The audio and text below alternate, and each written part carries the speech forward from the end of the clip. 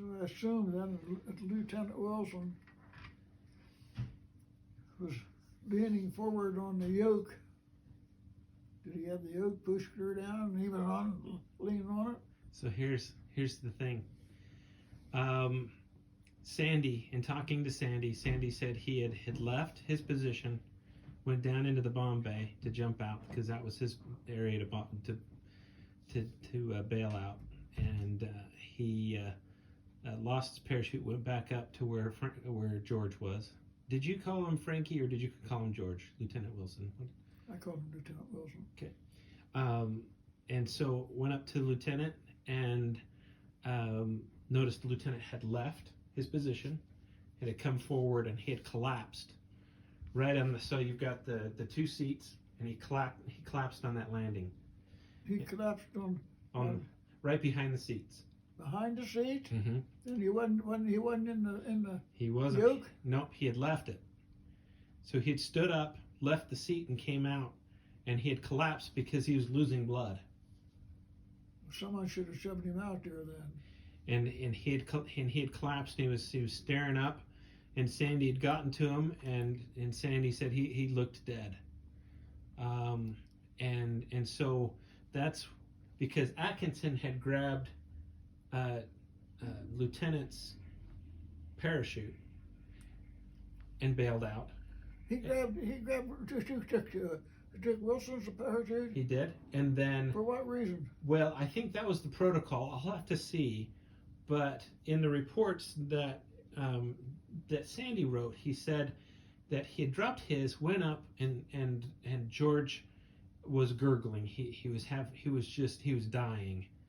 And I don't know what happened. I can only assume that either George gave Sandy his parachute and said, "Get out of here," or Sandy. I believe in Sandy. He said that George looked dead, and had collapsed on the back there, and Sandy bailed out at around 3,000 feet. 3,000 feet? Yes. There must be a mistake here somewhere. And so, but this is a plane that's going down fast. I can't. And there's some craziness, but Sandy said that he grabbed the parachute that was there, and then he bailed out. And so now the eyewitness that I talked to, the boy, he's like I woke up early in the morning, and according to his testimony, he says he looked up, and his mom said, "Hey, they're bombing." And normally the French people would go to bunkers. There were areas where they were to evacuate, but they could tell by the sound of the engines of the planes. That'd be good. If they were bombing their location or if they were going farther away. And so they looked up, they saw it, and he says like it was a beautiful sight. He says he started crying because he felt so much pride in what you were doing, and he wanted to be a pilot, and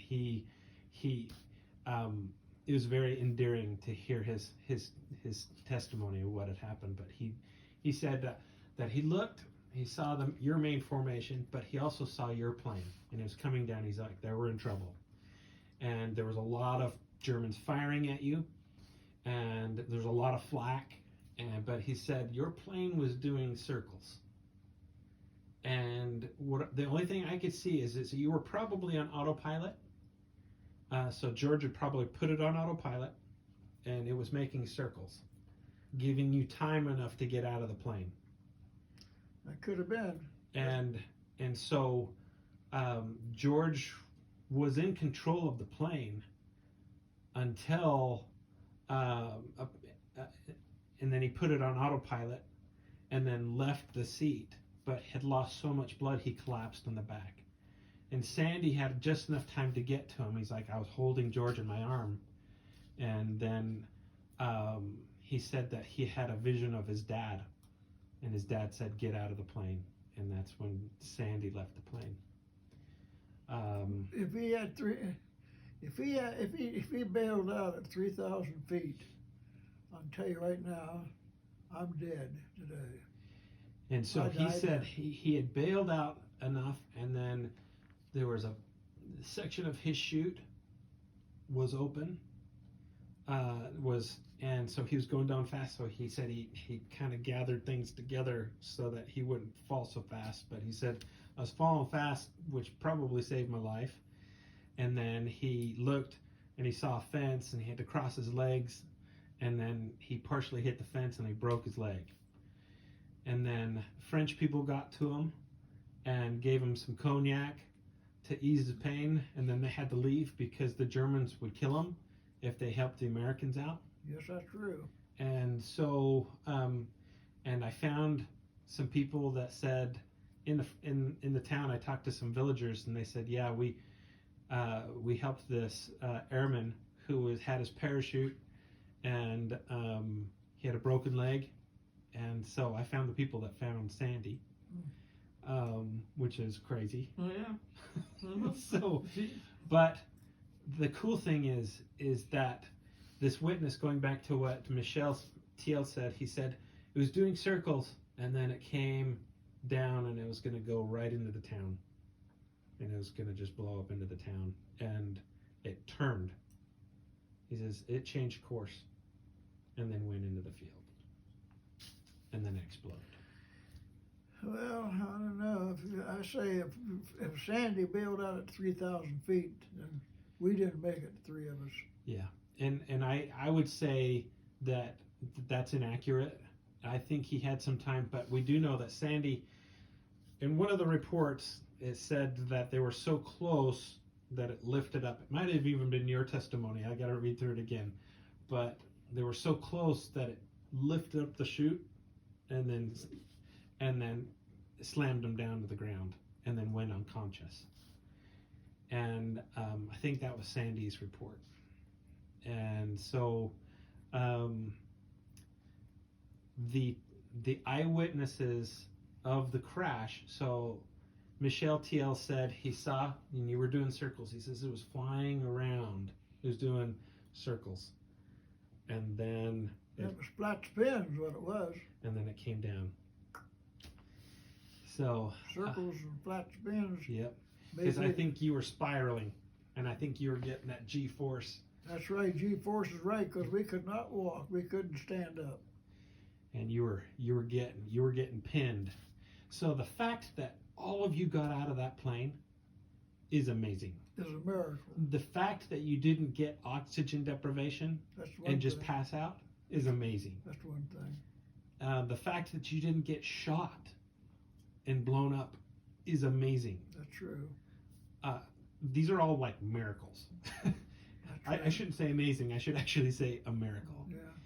The fact that you jumped out of an aircraft for the first time while life is exploding around you is a miracle.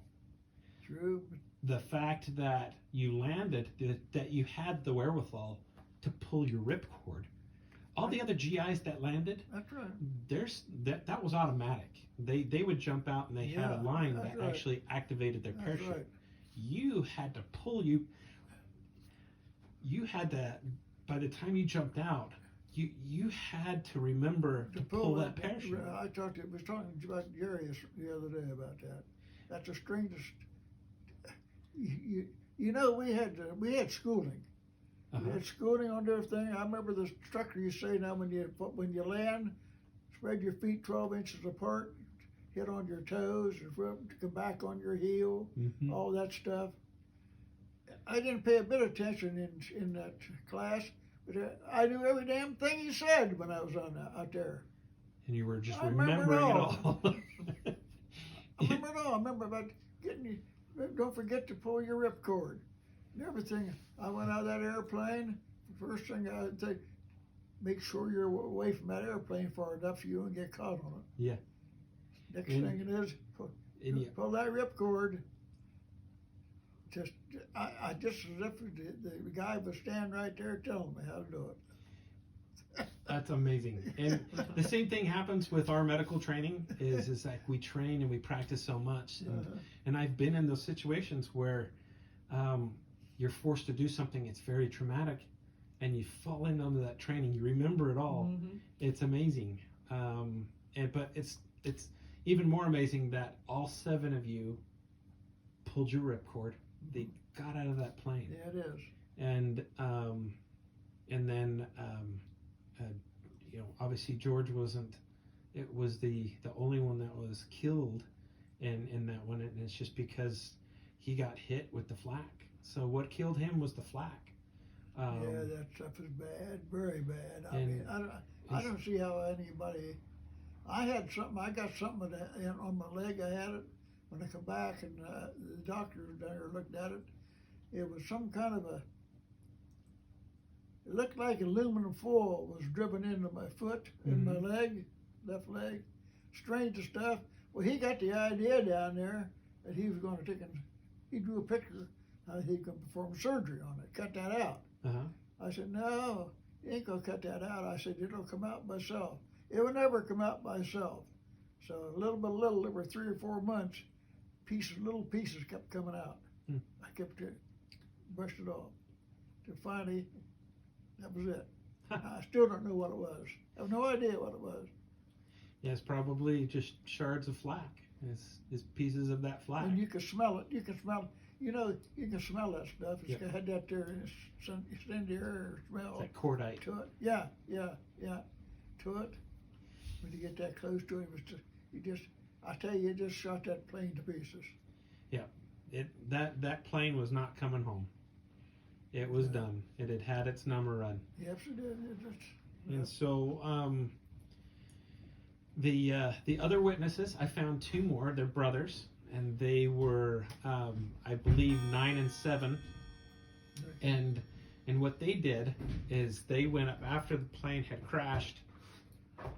They walked up to that plane crash, and the Germans had taken y'all away, and the plane was just smoldering. There was bombs that exploded and bombs that didn't explode. Oh, yeah. And they said they would straddle the bombs that didn't explode when they pull the fuses off, and they'd steal all the black powder out of it, and they go blow fish up.